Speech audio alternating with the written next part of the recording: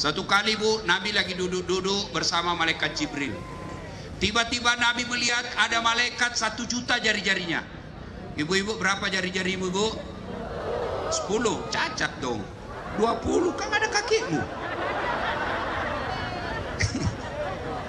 Ini malaikat 1 juta jari-jarinya deh.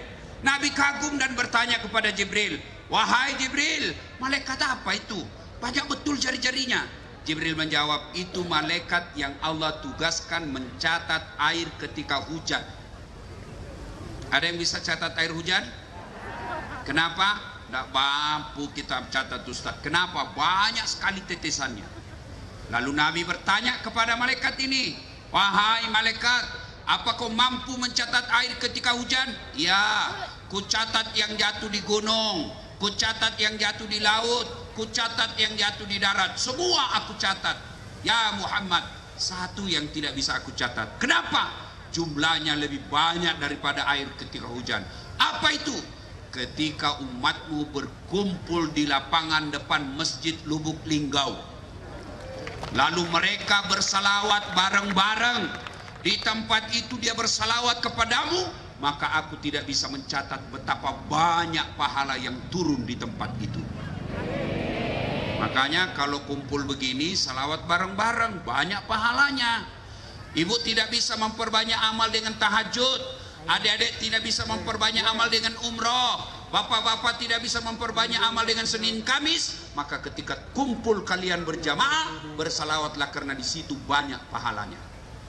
Maka saya mau dengar mana lebih kencang suaranya ibu-ibu dengan bapak-bapak. Bisa? Nah, kita tanding. Ibu-ibu dulu, bapak-bapak diam.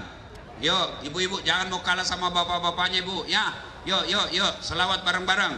Ikut sama saya. Salatullah salamullah ala. Ayo anak putri. Salatullah ala Yasin. Alhamdulillah. Ini bukan kencang, ini bukan keras, inilah yang disebut syahdu. Suara begini yang kasih nafsu laki-laki. Makanya cewek, kalau kau ditelepon laki-laki, jangan kau mendayu-dayu. Assalamualaikum dek. Waalaikumsalam kak. Bagaimana cowok bunda nafsu baru dengar suaramu kau sudah menggoda kayak lemas. Lagi di mana dek? Di rumah aja kak. Lagi ngapain? Baring-baring. Bagaimana cowok bunda nafsu, bayangkan kau. Coba kalau kau ditelepon yang tegas. Assalamualaikum dek. Waalaikumsalam. Lagi di mana dek? Di rumah. Lagi kenapa tanya-tanya? Enggak diteleponnya lagi kau. Ini waalaikumsalam. Caleda. Ada juga Bugis di sini. Wah, di mana-mana ini ketemu seorang Bugis. Saya ke Riau banyak orang Bugis. Tadi saya di Jambai banyak juga orang Bugis. Saya ke Sabah Sarawak Malaysia banyak juga orang Bugis. Begitu sampai saya di sini banyak juga orang Bugis. Saya masuk penjara banyak juga orang Bugis. Luar biasa. Nah, ibu-ibu diam, ibu diam. Kita dengar ini bapak-bapak ya. Yang merasa jadi sekelamin laki-laki, kau keraskan suaramu. Ayo adik, ayo, bareng-bareng yuk. Salatullah salamullah ala toha Rasulillah. Salatullah salamullah ala Yasin. Alhamdulillah, diam ya. Coba yang di panggung. Jangan sampai cuma gaya-gaya di sana. Ayo, semua dibawa dua. Kita dengar ini yang di panggung. Besar tak suaranya? Yuk Pak, yuk. Sholat. Halo, deh. Itu mau poligami, pre.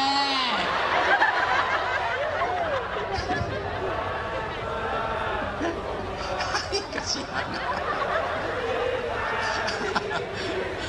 Ayo, ibu bapak, saudara-saudara sekalian, teristimewa yang kita muliakan, para alim ulama yang hadir di tempat ini, terkhusus yang kita cintai dan kita hormati, Bapak Wali Kota dan Wakil Wali Kota beserta istri, yang insya Allah dimuliakan dan dirahmati oleh Allah Subhanahu wa Ta'ala. Kurang lebih 1400 tahun yang lalu, lahirlah seorang manusia pilihan yang tidak pernah melihat wajah bapaknya. Usia 6 tahun sudah yatim piatu ditinggal ibunya. Usia 6 tahun sudah ditinggal ibunya menjadi yatim piatu. Lahir dalam keadaan sudah yatim, besar yatim piatu, dipelihara kakeknya, wafat lagi kakeknya, diusir dari kampung halamannya, dihina, dimaki, diperangi. Tapi alhamdulillah, dalam keadaan tekanan yang seperti itu, berhasil menjadi pemimpin meskipun tidak pernah pasang baleho, tidak pernah bikin tim sukses, tapi berhasil menjadi pemimpin yang kepemimpinannya bukan hanya diakui oleh umatnya, tapi juga diakui oleh mereka yang tidak menjadi umatnya. Salah satu bukti pengakuan mereka yang tidak menjadi umatnya, ketika ditulis sebuah buku yang berjudul 100 Tokoh Dunia. Yang menulis buku ini bukan orang Islam, yang menulis buku ini bukan umatnya, tapi siapa yang ditempatkan menjadi ranking pertama di antara 100 tokoh pilihan itu, tak lain adalah manusia pilihan yang malam ini kita peringati Maulid hari kelahirannya. Siapa gerangan manusia pilihan itu? Tak lain adalah baginda junjungan kita Nabi Allah Muhammad sallallahu alaihi wasallam. Ada yang tahu tanggal berapa lahirnya Nabi? Saya kasih hadiah kalau ada yang tahu. Ayo, ayo, angkat tangan, angkat tangan, angkat tangan, angkat tangan. Ayo, ayo, itu anak-anak. Ayo, sini, sini, sini kau. Saya kasih kau hadiah. Ayo, cepat, cepat sini, cepat sini. Jangan malu anak santri. Ayo, ayo. Sekalian buktikan bahwa anak santri memang hebat. Hari anak santri. Ayo, ayo, sini deh, sini, sini. Sini, sini, sini. Oke. Tapi sebelum kau jawab, ada passwordnya. Ya. Siapa namanya neneknya wali kota? Ayo, jawab, jawab. Alimuddin.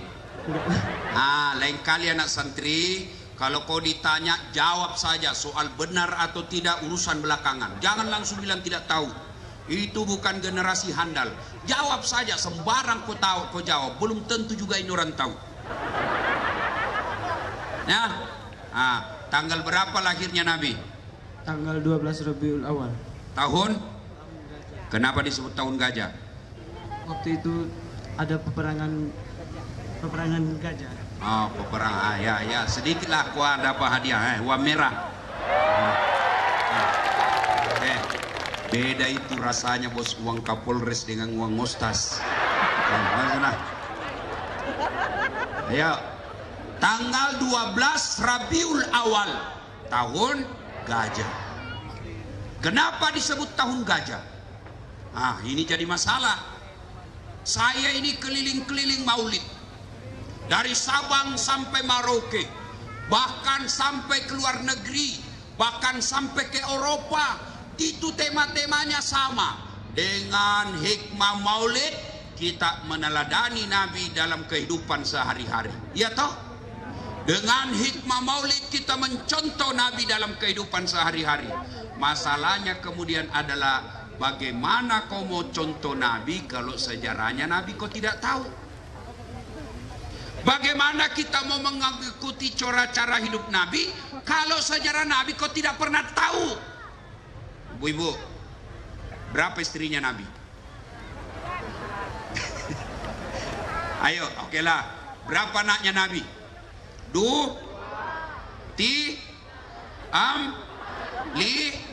Bingung aku dong. Bagaimana kau mau contoh Nabi? Ayo, sejarah Nabi saja tidak tahu. Bagaimana anak-anak kita mau tahu sejarah Nabi? Bapaknya dia tidak tahu sejarah Nabi. Ada anak-anak ditanya bapaknya, Pak, kenapa tahun lahirnya Nabi disebut tahun gajah? Apa dia bilang bapaknya? Karena bukan tahun kambing goblok. Ayo, balik tanya mamanya, Mak, kenapa disebut tahun gajah? Apa kata mamanya? Kenapa saya kau tanya? Apa gunamu sekolah? Ayo, bagaimana anak kita mau teladani Nabi? Sejarah Nabi kita tidak tahu. Zaman dulu ibu-ibu, dari kecil kita sudah tahu sejarah Nabi. Diajarkan oleh nenek dan orang tua kita. Nah, jangan pakai tangan kiri minum. Nabi minum itu pakai tangan kanan. Nah, jangan kau bikin toilet. Jangan kau membuang air besar menghadap kiblat, karena itu tidak sesuai sunnah Nabi.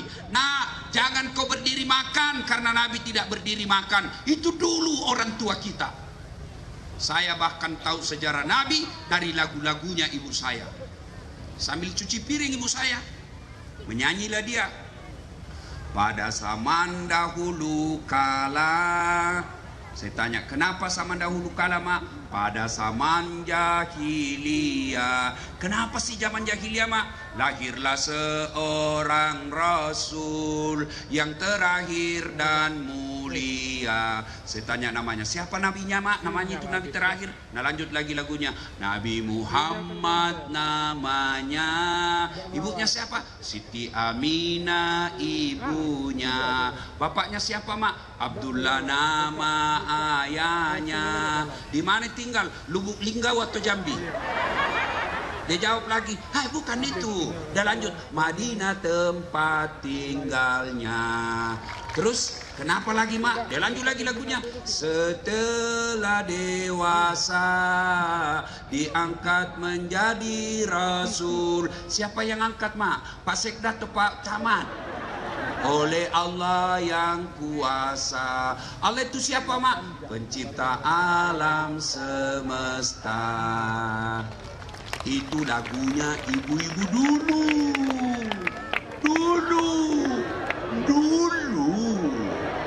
Sekarang lagunya ibu-ibu apa? Yo ayo. Dongo. Beleng-beleng. Tahu beleng-beleng? Dongo. Tahu dongo? Nah, kau lah itu. Apa lagunya seperti itu? Dulu ibu-ibu kan lagunya bagus-bagus. Masuk Isra Mi'raj lagunya. 27 Rajab Nabi Muhammad diisrakan dari Masjidil Haram ke Masjidil Aqsa. Itu dulu. Kita juga anak muda dulu bagus lagu-lagunya. Lagu-lagu dakwah. Mengapa minuman itu haram? Karena merusak kepikiran. Mengapa berzina juga haram?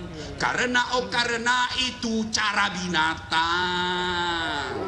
Mengapa semua yang asik-asik itu diharamkan? Bertanya lagi, mengapa semua yang enak-enak juga diharamkan? Jawabannya,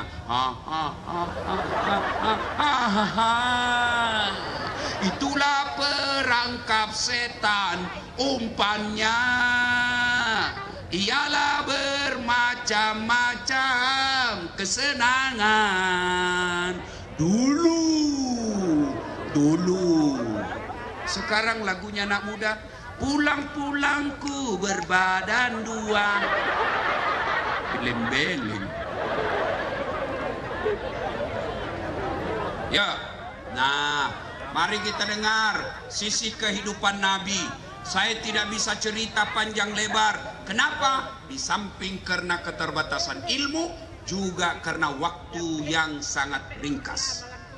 Tidak secara lengkap. Ayo. Nabi lahir disebut tahun gajah.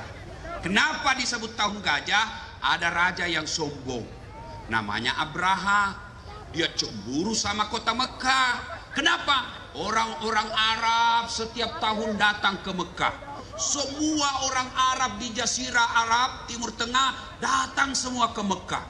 Ini Abraha, dia bilang, kenapa bukan kotaku didatangi? Kenapa mesti ke Mekah? Sebarkan intel. Oh, dapat jawabannya. Ternyata orang ke sana karena ada bangunan mulia yang disembah orang-orang Arab. Apa? Namanya Ka'bah.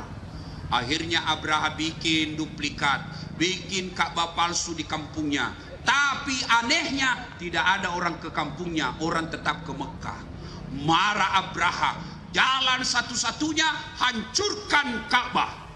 Bikin pasukan khusus, berkendaraan gajah, naik mereka mau menghancurkan Ka'bah. Mereka punya mau, Allah punya kuasa.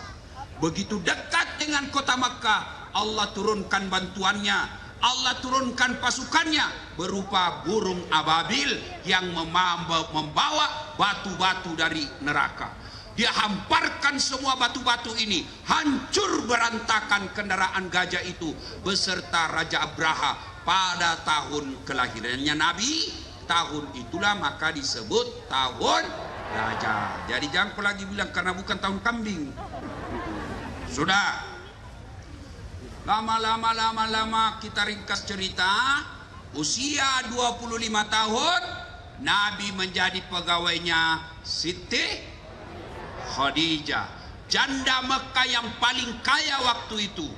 Khadijah memperkerjakan Muhammad belum jadi Nabi. Maka dia lihat pekerjaannya, bagus juga ini pegawaiku satu, jujur, bagus kerjanya, disiplin, cakep pula. Selalu dipuji. Di depannya sekretarisnya namanya Nafisa. Nafisa berkata, ini bunda kayaknya jatuh cinta sama Muhammad. Akhirnya apa? Nafisa menjadi tim sukses. Bukan tim sukses pilkada ya. Kalau tim sukses pilkada dia yang sukses. Ada tim sukses di sini. Biasanya tim sukses itu kontraktor. Ada kontraktor di sini. Pernah dengar ceritanya kontraktor di akhirat? Pernah?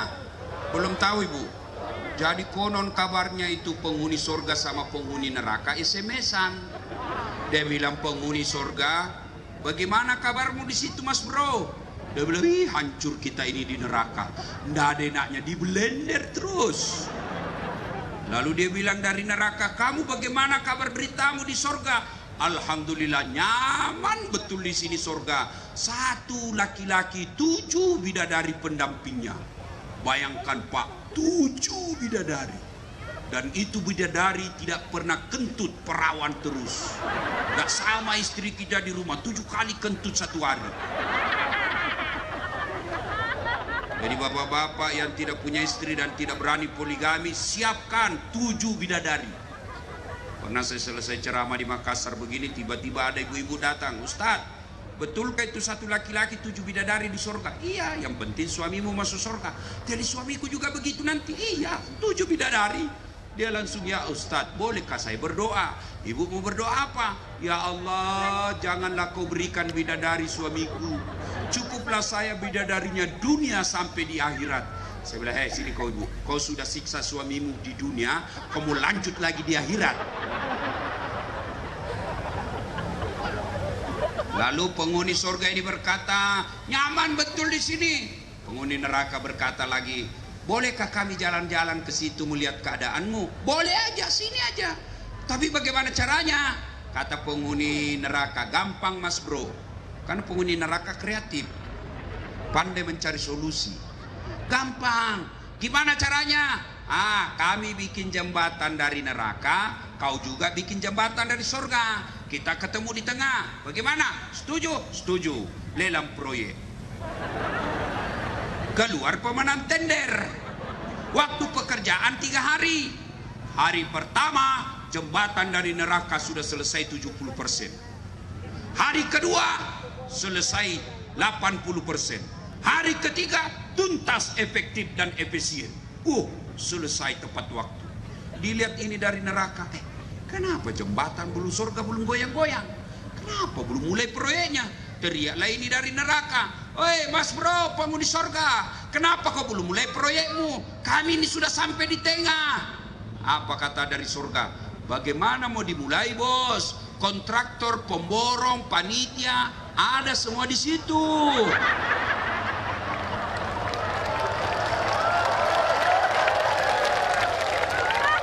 Di sini cuma penghafal Quran, tidak tahu hitung-hitung proyek. Ketawa anggota DPR. Pernah juga dengar ceritanya anggota DPR di akhirat? Pernah? Jadi masuklah surga penghafal Quran. Begitu masuk dalam surga dilihat, kenapa banyak anggota DPR ini di surga? Nah, di negaraku banyak koruptor. Dia pergi protes sama malaikat penjaga surga. Malaikat, kenapa itu banyak anggota DPR? Negaraku banyak korupsi. Kata penjaga surga, nggak usah kau ribut. Dia cuma reses. Sebentar lagi dia balik ke tempatnya. Tapi bukan anggota DPR-nya Lubuk Linggau. Atau ada anggota DPR yang lain dibilang lain dilaksanakan? Ada? Anggota DPR biasa kan kalau mau dipilih banyak sekali janji-janjinya. Pilih saya, ini nomor telepon saya. Kau pilih, ada masalahmu, telepon saya 24 jam. Begitu sudah terpilih, dia ganti nomor HP-nya. Ada begitu di sini? Betul? Kau salah sendiri, kenapa kau pilih? Makanya jangan kau pilih yang pembohong. Gara-gara kau dikasih 300.000, terpilih, dia tidak datangi lagi kau. Kau bilang, kenapa itu tidak pernah lagi datang? Dia bilang, ngapain saya datang? Saya sudah bayar kamu. Mau kau. Sudah. Nah, kemudian Masyita menyampaikan hasratnya kepada Nabi Muhammad. Waktu itu belum Nabi. Muhammad, bagaimana menurutmu kalau ada perempuan suka kamu? Alhamdulillah. Tapi ini perempuan sudah janda, tidak jadi masalah. Tapi ini perempuan sudah 2 kali janda, tidak jadi masalah. Tapi dia lebih tua dari kamu, tidak jadi masalah. Yang jadi masalah, betulkah dia suka saya? Dia bilang, Nafisa, tenang mas bro, saya punya urusan. Dia datang ke Khadijah. Khadijah, bagaimana menurutmu kalau ada laki-laki yang suka kamu? Alhamdulillah, rezeki tak terduga. Tapi dia masih muda dari kamu, tidak jadi masalah. 15 tahun lebih muda, tidak jadi masalah. Tapi dia anak buahmu, tidak jadi masalah. Yang jadi masalah, betulkah dia suka saya? Dia bilang, Khadijah, tidak ada masalah. Nafisa bilang, tenang, saya yang punya urusan. Inilah yang disebut tim sukses tidak memanfaatkan situasi. Kan ada tim sukses disuruh bikin baleho 10, cuma 5 dibikin. Ini Nafisa tidak. Akhirnya nikah. Setelah nikah, lahir anaknya Nabi. Siapa yang tahu namanya Nabi yang pertama? Anaknya, saya kasih hadiah. Siapa? Siapa? Ayo. Sini kamu, sini. Sini. Hebat ini anak Lubuk Linggau. Kecil-kecil sudah tahu. Siapa namanya anak pertamanya Nabi nak? Fatimah. Fatimah. Berarti ibumu salah ajar kau ya. Tetap dikasih hadiah. Ya, bukan Fatimah anak pertamanya Nabi namanya Qasim. Bukan Fatimah ya. Ya. Nah, ibu bapak, saudara-saudara sekalian, 7 anak Nabi. 7 anak Nabi. Ya. Anak pertamanya namanya Qasim.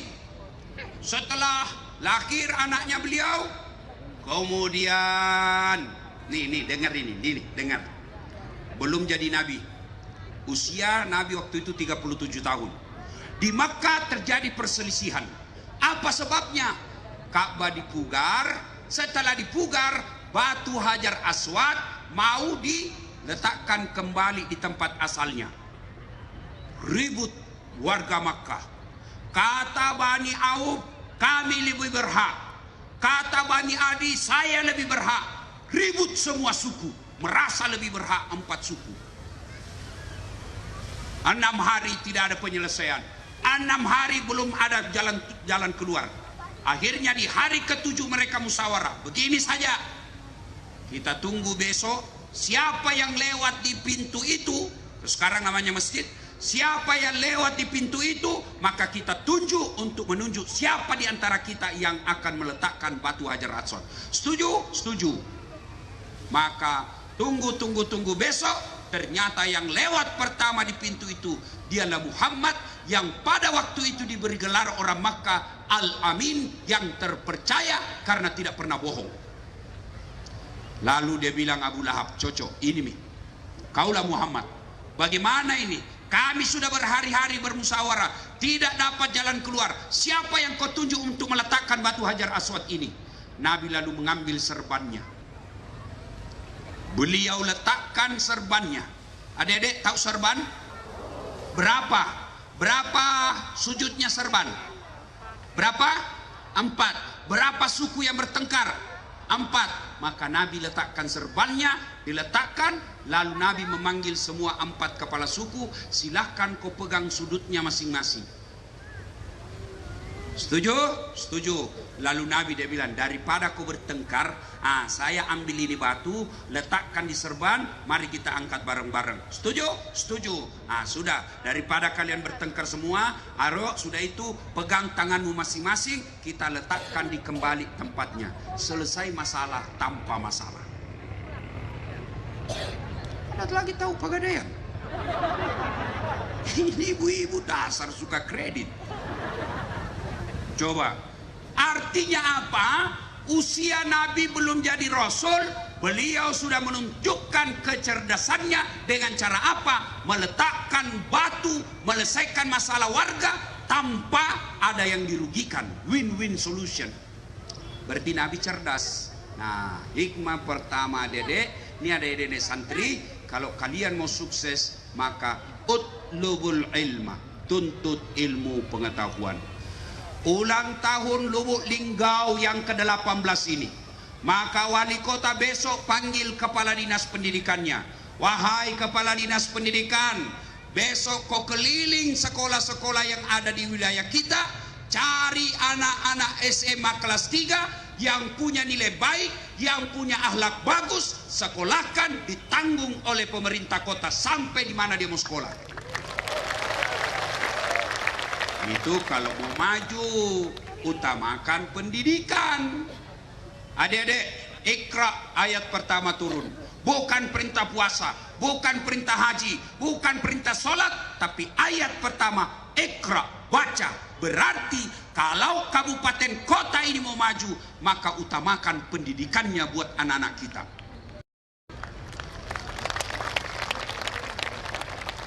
Ada 4 sahabat Nabi. Ini Pak Wali mohon maaf. Ini sahabat utama Nabi, boleh dicontoh. Bukan orangnya tapi sifatnya. Kalau Bapak mau mengambil staf ahli atau orang-orang yang menjadi kepercayaan Bapak, miliki sifat 4 ini. Yang pertama, cari orang seperti sifatnya Abu Bakar Siddiq. Apa sifatnya Abu Bakar Siddiq? Orang dewasa, orang tua yang arif dan bijaksana. Tuh harus cari itu. Yang kedua, Umar bin Khattab. Siapa Umar bin Khattab? Dia adalah tokoh yang kalau hak, hak, kalau batil, batil, tidak bisa dibayar, tidak bisa kompromi. Dia adalah Umar bin Khattab yang diberi gelar Al-Faruq karena dia hebat. Kalau haram, haram, halal, halal, tidak bisa kompromi. Yang ketiga, Utsman bin Affan, orang kaya yang dermawan. Dan yang keempat, Ali bin Abi Thalib, anak muda yang cerdas. Ali paling cerdas. Pernah ditanya, ya Ali, kalau kau disodorkan antara harta dengan ilmu, kau pilih mana? Ibu-ibu, kalau saya sodorkan pilihan antara handphone dengan buku, pilih mana ibu? Buku? Pencitraan. Pilih handphone. Ali, kalau kau disodorkan harta dengan ilmu, pilih mana? Ali dengan mantap mengatakan, saya pilih ilmu. Kenapa pilih ilmu ya Ali? Ada 3 kelebihan ilmu dibanding harta. 1, harta setengah mati kau jaga, ilmu dia yang jaga kamu.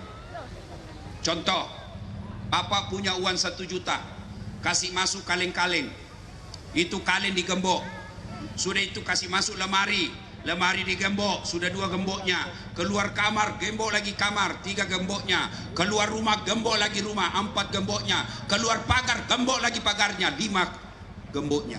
Begitu sampai di kantor hilang kuncinya. Setengah mati toh kau jaga itu harta.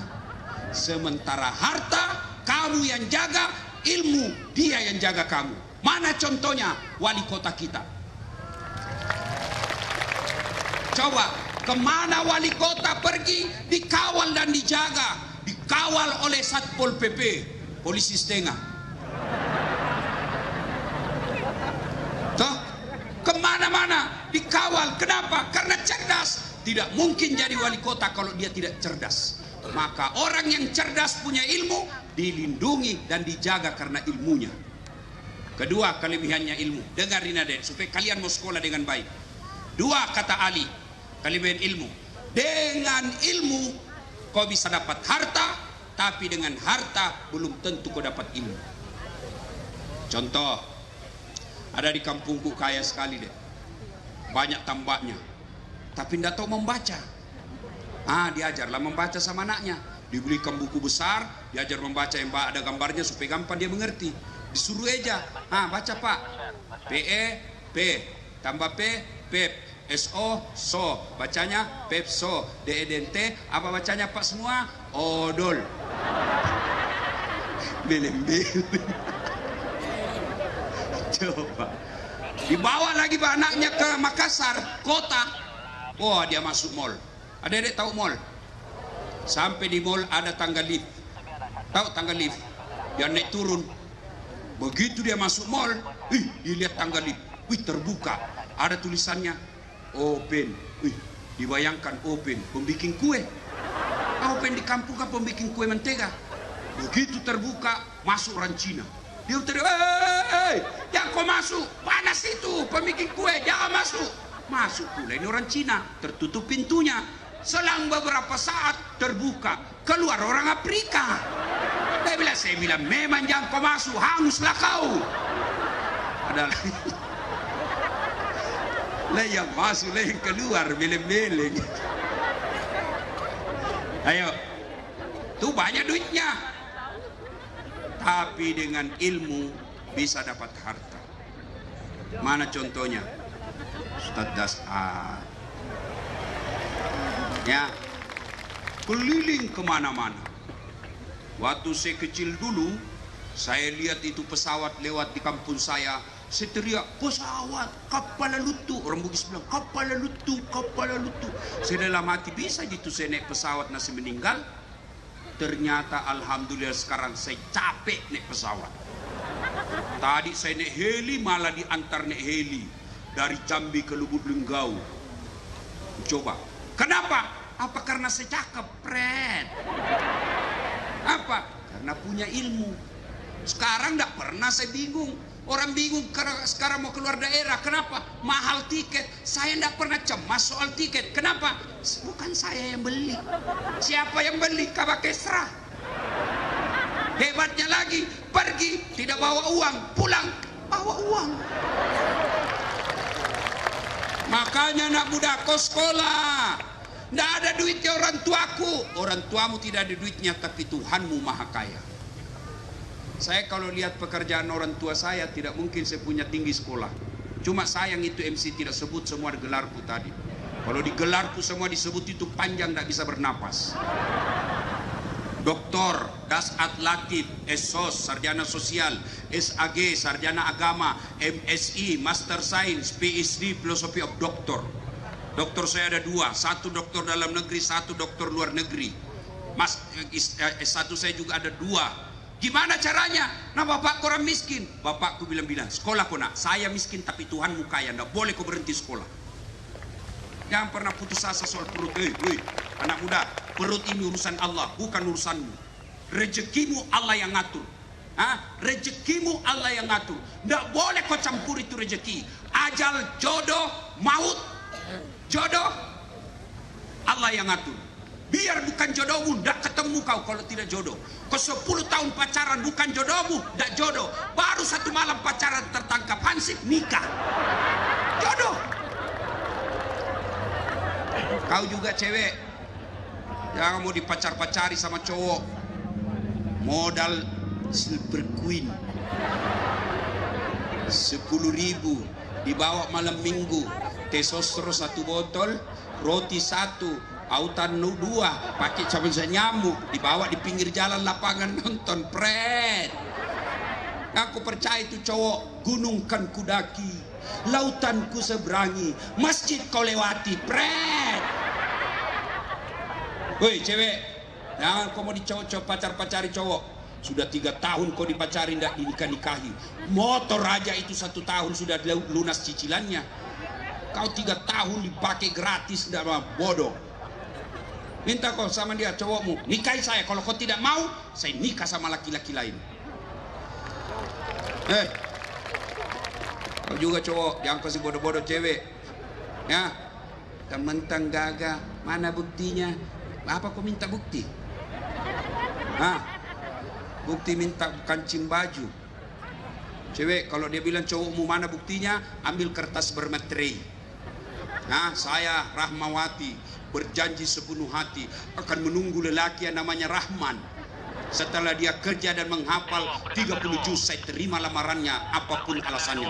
Bismillah, yang berjanji Rahmawati. Itu boleh kau dituntut kalau kau ingkar janji, ada materainya.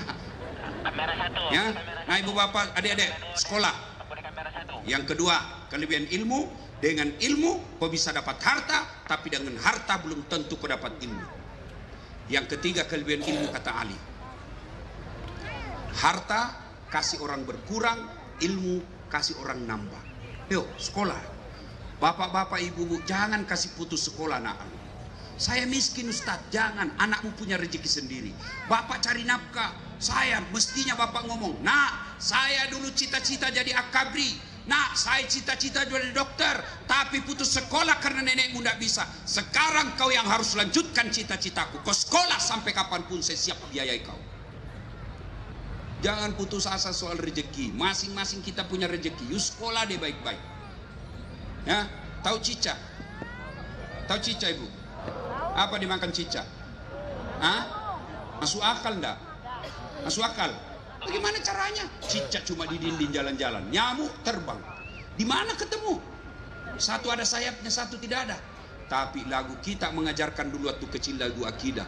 Cicak-cicak di dinding, diam-diam merayap, datang seekor nyamuk. Nyamuk yang datang. Lagu tidak bilang cicak lompat ke nyamuk. Setengah mati cicak. Salatullah ala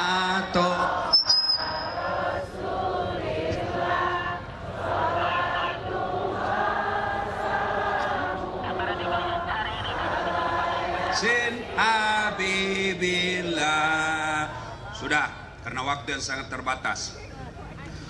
Usia 40 tahun Nabi mulai cemas. Kenapa ini orang Mekah menyembah berhala? Kok nyembah patung? Empat Tuhannya, Latta, Manat, Uzza, Hubal. Maka Nabi pergi bersemedi, kalau bahasa Jawanya, naik ke Gua Hira. 3 hari 3 malam udah pulang. Lalu di 17 Ramadan datang malaikat Jibril memeluk Nabi dan berkata, Muhammad, ikra, baca. Saya tidak tahu membaca, kata Nabi. Baca, saya tidak tahu membaca. Ikra, baca.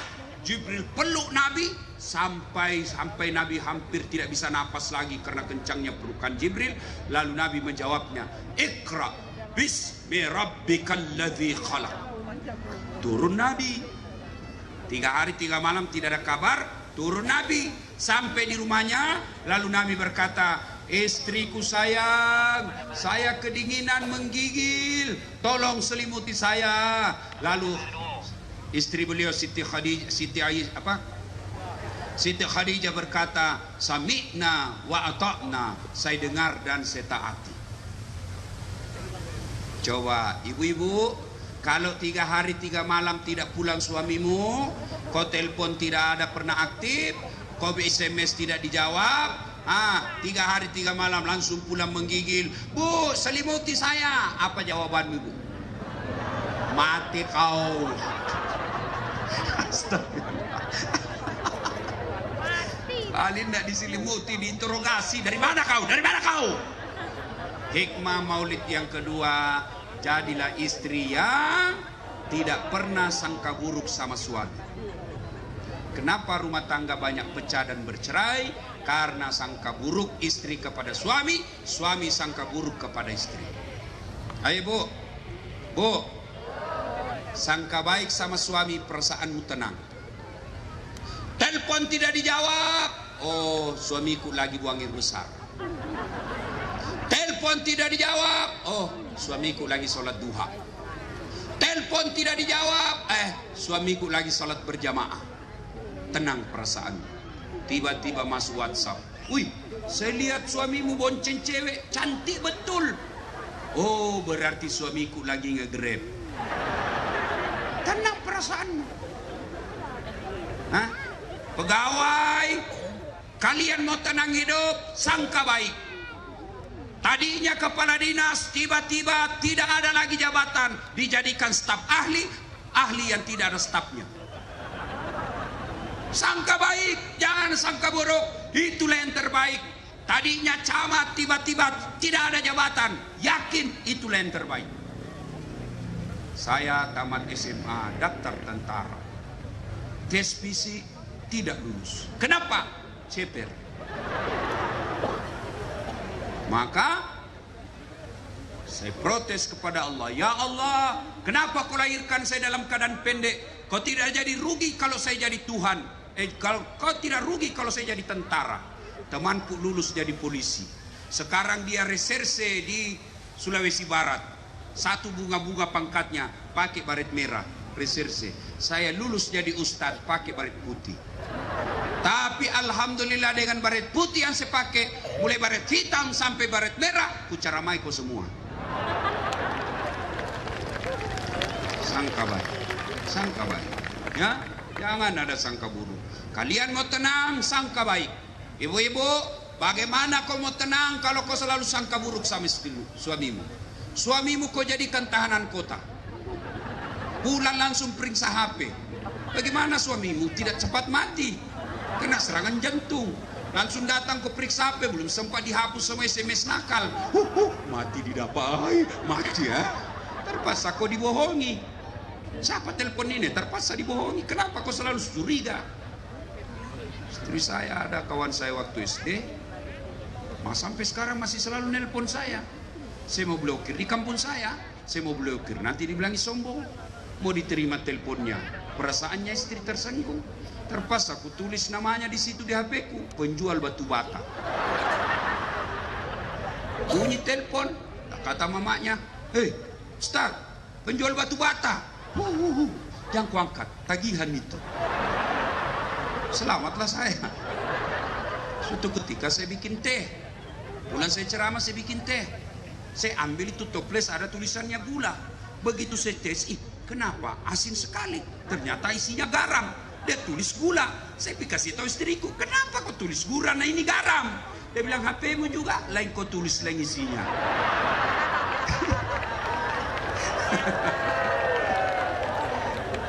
Ayo, sangka baik. Ya. Rumah tangga tidak bakal bahagia kalau kita selalu sangka buruk. Nah, apalagi sifatnya Nabi. Suatu ketika Nabi pulang ceramah, ketuk pintunya. Assalamualaikum ya Khumairah, Aisyah. Ternyata Aisyah sudah tidur, pulas tidur. Ketuk 2 kali. Assalamualaikum ya Khumairah, tidak ada jawaban. Ketuk 3 kali, masih tidak ada jawaban. Apakah Nabi marah? Apa Nabi dobrak pintunya? Tidak. Nabi buka serbannya, beliau hamparkan di depan pintu, beliau tidur di depan pintu, beralaskan serban karena tidak mau mengganggu istrinya yang lagi pulas tidurnya. Begitu bangun Aisyah, apakah Nabi marah? Tidak. Nabi lalu mengambil tangan istrinya lalu berkata, "Adindaku sayang, maafkan saya karena saya terlambat pulang tadi malam sehingga saya tidak bisa memberikan kehangatan dalam tidurmu." Mau punya suami seperti Nabi, Bu? Betul? Betul. Pertanyaan buat ibu, sudahkah ibu punya sifat seperti istri Nabi? Suka ngomel di rumah.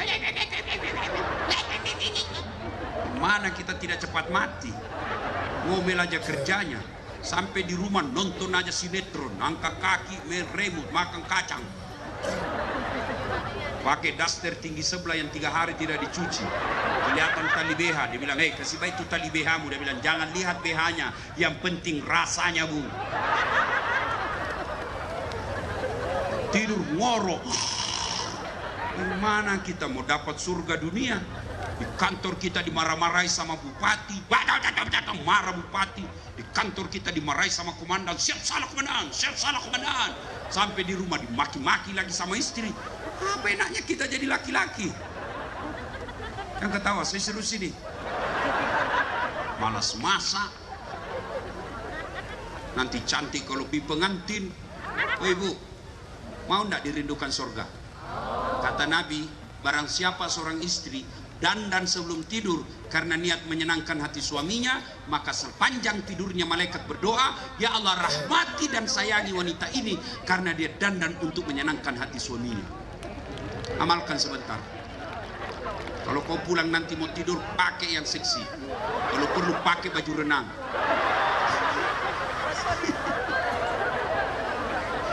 Ya,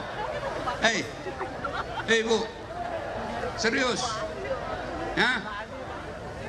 Bapak juga mau punya istri seperti Khadijah, tapi sifatnya tukang tipu. Alasan rapat, ternyata merapat. Kasar sama istri, ngomongnya kasar. Kadang-kala marah ditempelin istrinya. Hei, bagaimana? Ini ada kisah nyata. Saya pergi ceramah Kalimantan Selatan. Tiba-tiba ada bapak-bapak yang tadinya pengusaha sukses bangkrut. Dia datang ke depan saya, dia pegang paha saya sambil nangis. Ustadz, doakan saya. Kenapa pak? Saya bangkrut Ustadz. Saya mau pulang kampung ke Sulawesi, saya malu pulang bawa utang. Saya mau tinggal dikejar-kejar sama yang punya uang. Saya mau dipotong Ustadz. Tolong doakan saya. Saya bilang baik. Sebelum saya doakan saya mau tanya, jujur kau, bagaimana penghormatanmu kepada istri selama ini? Apa jawabannya? Oh itu dia Ustadz, saya lebih sayang istrinya tetangga daripada istri saya. Sudah itu jawabannya. Nah, Bapak 30 tahun dari Jawa, dari Sulawesi, datang merantau ke sini, tidak bisa sukses, rumahnya susah dibeli. Salah satu sebabnya karena kau hianati istrimu. Dia tinggalkan kampungnya, dia tinggalkan Jawa, dia tinggalkan Sulawesi, datang ikuti merantau suaminya. Dia tinggalkan ibunya, dia tinggalkan bapaknya, dia tinggalkan saudara-saudaranya, datang karena taat sama suaminya. Setelah sampai di sini ditelantarkan oleh suaminya. Bagaimana hidupmu mau bahagia? Kalau kalian mau bahagia, muliakan istri.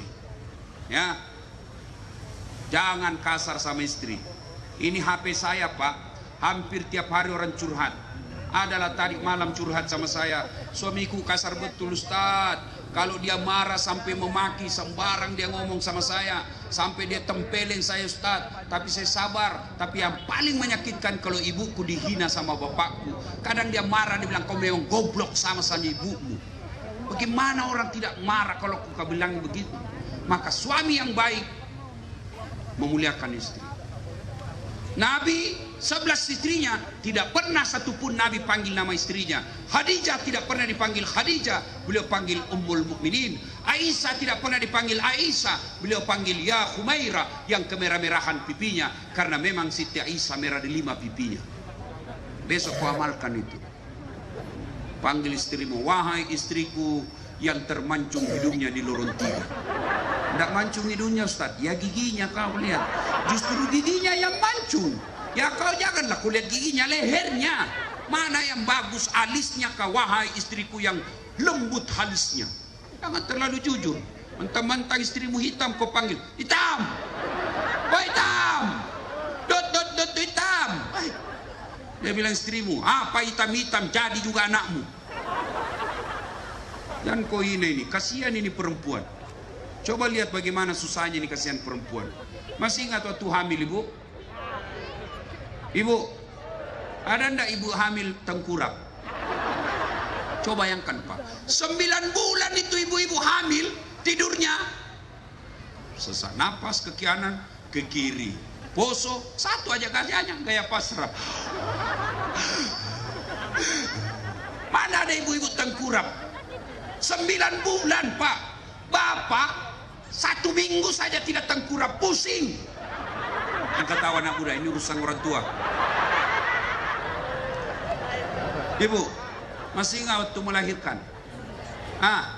Ada ibu-ibu melahirkan senyum. Mentang-mentang istri wali kota, keluar nak ya. Coba lihat itu istrimu ketika melahirkan. Sekali-kali lihat. Waktu melahirkan istri saya bilang kalau ada suami kurang ajar, suruh lihat itu istrinya melahirkan. Berapa banyak ibu melahirkan wafat gara-gara apa? Menyelamatkan anaknya. Kalian barangkali stres tapi masih sempat merokok. Yang ketawa. Coba lihat itu. Belum lagi kalau menyusui. Coba lihat itu ibu kalau menyusui. Masih ingat waktu menyusui ibu? Masih. Ketika tumbuh giginya anakmu. Membayangkan diri sendiri.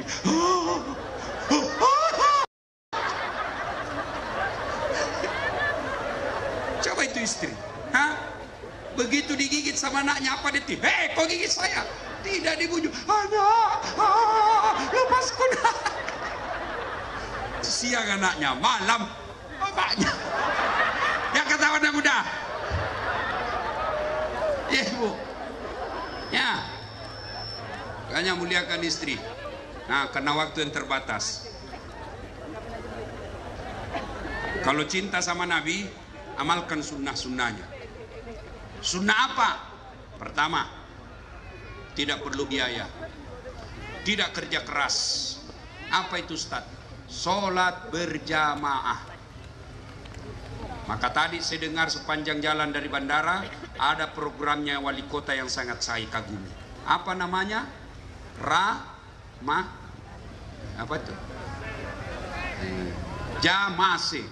Apa itu? Apa? Marasi. Kayak itu. Saya bukan orang sini bos. Apa itu? Makmurkan masjid, rakyat sejahtera. Coba itu. Tapi biar wali kota punya program cantik dan hebat seperti ini, kalau kalian tidak ke masjid, tidak ada gunanya. Tapi alhamdulillah masjid di sini ramai pak. Apalagi kalau subuh penuh sampai di luar, tidak ada di dalam. Dan di dalam orang tua yang sudah pensiun, yang sudah muka-muka sakaratil maut. Akhirnya apa? Lomba batu di masjid. Itu subuh, tidak ada anak muda. Bagaimana orang mau ke masjid? Ini salah satu sebabnya. Kenapa orang malas ke masjid? Satu, karena dia tidak lihat pahalanya. Coba kalau wali kota umumkan, siapa yang datang berjamaah di masjid dikasih beras 50 kilo, pembeli pulsa 200.000. Saya yakin sholat subuh 4:30, jam 10 malam sudah penuh. Kenapa? Karena dia lihat pahalanya. Yang kedua, kenapa orang malas ke masjid? Karena dia tidak tahu pahala berjamaah. Dengar ini pahala berjamaah. Buka kitab Durratun Nasihin. Kata Nabi, kalau kalian wudhu, lalu kalian datang berjamaah di masjid, melangkah kaki kananmu, 1 pahala. Langkah kaki kirimu, dihapus dosa kecilmu. Jadi kalau rumah 300 meter dari masjid, PP 600 meter. 600 meter itu berapa langkah kaki? Kaki kanan 1 pahala, kaki kiri gugur dosa kecilmu. Berapa langkah kaki? Apalagi kalau jalan ke masjid begini. Berapa langkah kaki kau dapat? Ayo. Yang kedua, kata Nabi, kalau kalian ke masjid, tembok, pagar, dinding, aspal, semua jadi saksi. Dia akan berkata, ya Allah, jangan kau masukkan dia neraka, masukkan dia surga. Saya saksinya. Tanggal 30 dia datang berjamaah di masjid. Itulah sebabnya Rasulullah menganjurkan, ketika kalian sholat sunnah di masjid, tiap 2 rakaat pindah, 2 rakaat pindah lagi, 2 rakaat lagi pindah. Supaya apa? Tambah banyak saksimu di akhirat nanti. Itulah juga sebabnya Nabi anjurkan, ketika kalian datang berjamaah di masjid, lain jalanmu waktu pergi, lain pula jalanmu waktu pulang. Waktu pergi dari sana, maka pulang ke sana. Jangan juga salah paham.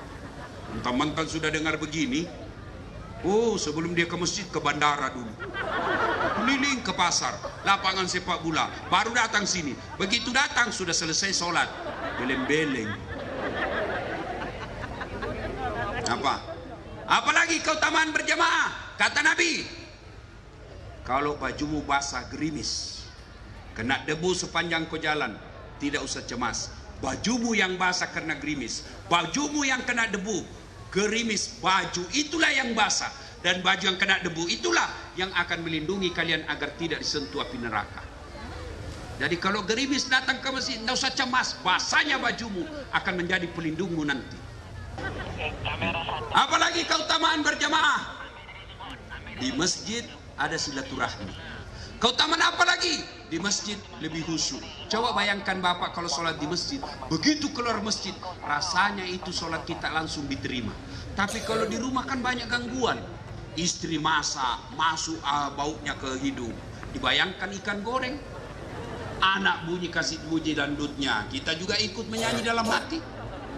Maka datang ke masjid. Apalagi penyebab orang malas ke masjid? Yang ketiga, manajemen masjid tidak bagus. Ada masjid saya bangun Pak, kecil tapi nyaman. Karpetnya hampir tiap tahun saya ganti. Yang asan, saya bikin lomba asan. Pemenangnya saya gaji tiap bulan layaknya pegawai negeri hanya untuk 5 kali asan satu hari.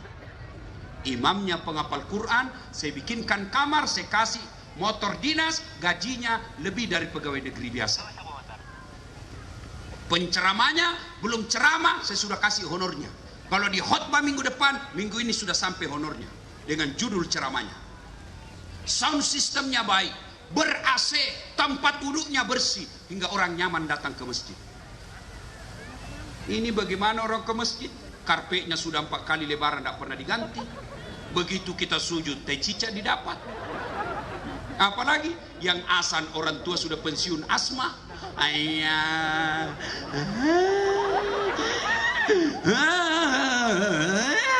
Dia bilang anakmu, itu lagi orang tua yang asan, itu lagi bikin jengkel. Bagaimana anak muda ke masjid? Yang ceramah neraka aja dibahas. Mulai dari salam pertama sampai terakhir neraka terus dicerita. Kau bakal dibanting, ditusuk pantatmu, dilipat, ditusuk matamu, digunting telingamu. Kata anak muda, apa enaknya itu ke masjid? Tidak usah ke masjid, bikin takut-takut itu masjid situ. Ada orang ke masjid. Dapat lagi sound system, baru takbir Allahu Akbar, langsung storing. Mau diperbaiki, kita sudah takbir, terpaksa kita tahan terus. Dapat lagi imam yang membalik-balik sunnah Nabi. Ada kan imam begitu? Dia baca yang panjang-panjang. Padahal Nabi bilang, kalau kau jadi imam, ringkaskan bacaan solatmu. Sunnah, ringkaskan bacaan solatmu. Itu perintah Nabi. Kalau kau jadi imam. Ada anak muda malam Jumat, dia mimpi masuk neraka. Dia taubatlah, dia pergi solat subuh semua. Selesai solat Jumat, subuh saya ketemu. Gimana nak? Enak solat di masjid toh? Apa enak Ustaz? Itu masjid aliran sesat. Kenapa kau bilang aliran sesat? Dia bilang saya solat subuh Ustaz 3 rakaat. Bukan 3 rakaat, itu namanya solat tilawah. Makanya imam-imam kalau kalian mau sujud tilawah, jelaskan dulu jamaah, jangan sampai dikira 3 rakaat. Kata Nabi, baca yang ringkas. Itulah sebabnya dianjurkan ketika balik solat tajami rahimakallah, Nabi anjurkan untuk apa? Lihat pasukanmu. Ada orang tua, ibu-ibu yang mau sekali kentut. Ada anak muda, dia lupa kunci motornya di motor. Habis hilang sudah motorku. Lamanya lagi di Pak Imam. Coba. Iya. Yang kedua kata Nabi, baca yang umumnya orang hafal. Tujuannya apa? 1. Tujuannya disuruh baca hafal. Begitu imam membaca Al-Fatihah kita ikut. Kenapa? Karena kita hafal.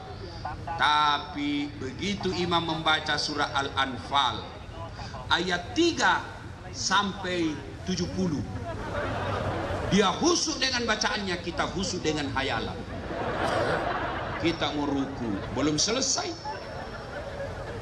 kita mau ikut, tidak dihafal, terpaksa kita baca semua pengumuman di dinding.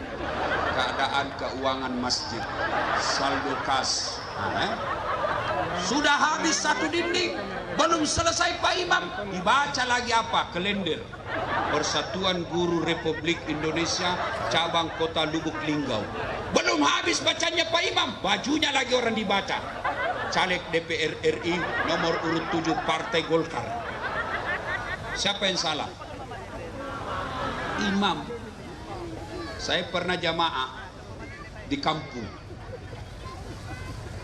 Begitu imam sujud lama sekali. Kenapa ini imam lama sekali? Tidak biasanya begini. Ada kawan saya tidak tahan, diangkat kepalanya. Langsung teriak, "Woi, hilang imam!" Ternyata imam keluar dari pintu. Selesai sholat kita rame-rame tanya, "Woi Pak Imam, kenapa kau tinggalkan jemaah?" Apa dia bilang? "Saya kentut nak." Lain kali kalau kau kentut, angkat dulu kepala supaya kita lihat kau. Dia bilang, "Saya sengaja nak, karena saya malu kau lihat." Siapa?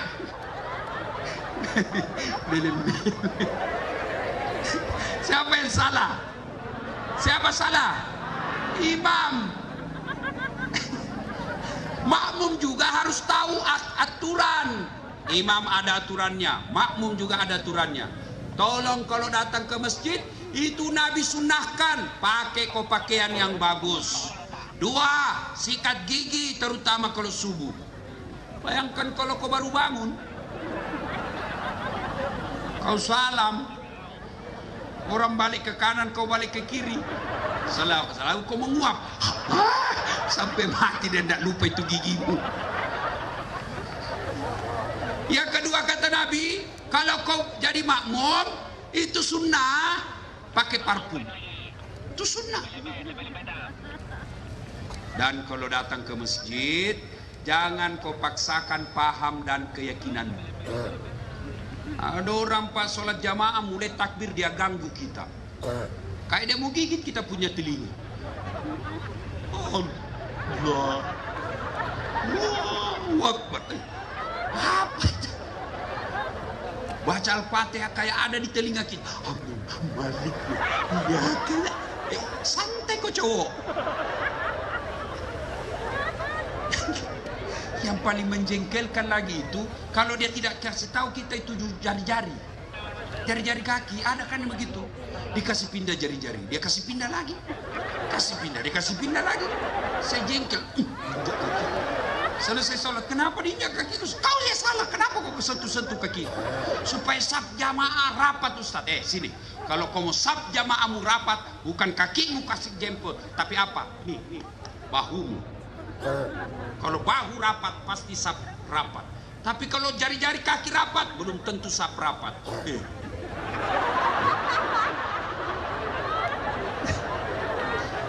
Ada juga itu anak muda rasanya dia sendiri mau masuk surga. Bicaranya serba Arab. Afwan, jazakallah khair. Kaifa haluk ya akhi? Ya ukhti.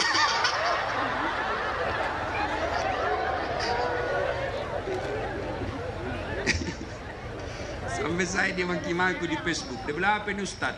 Maki-maki, kau tidak pelihara sunnah." Kenapa kau putus saya tidak pelihara sunnah? Buktinya kau tidak pakai jenggot. Mau dia apa kau tidak mau tumbuh?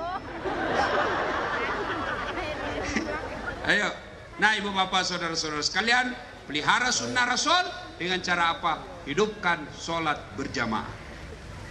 Bagaimana kalau perempuan Ustaz?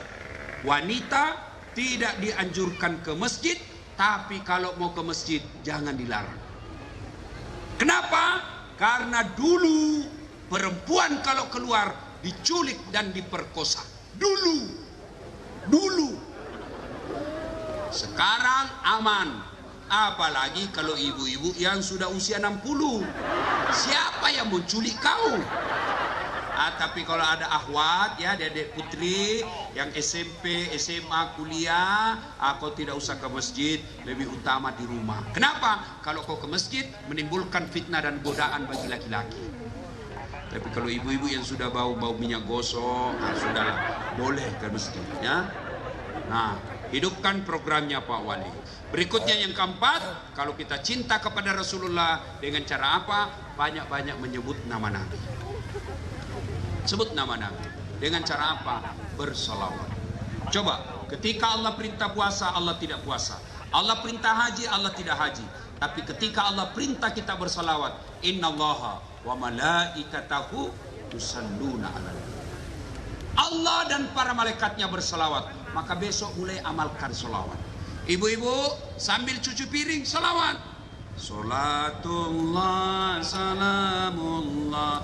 Dia dengar suaminya lagi lap mobil. Dia lanjut ala toha rasulillah. Dia dengar anaknya lagi main game. Salatullah salamullah ala yasin habibillah. Lewat mertuanya, teriak mertuanya, semua langsung salawat satu rumah. Ya, ibu-ibu lagi gundah gulana, cicilan belum lunas, habis uang, selawat untuk kasih tenang hati. Datang suamimu marah-marah, selawat supaya dia tenang juga. Ya Nabi salam alaika, ya Rasul salam. Nah jadi marah, dia ikut salam alaika. Coba ibu-ibu, suamimu mau tidur usap-usap kepalanya, ya Habib salam alaika. Tenang perasaannya. Ya, ini tidak mentang-mentang suaminya sudah pensiun sakit-sakit, tidur suaminya dia usap kepalanya. Lagunya apa? Bila Israel datang menjemput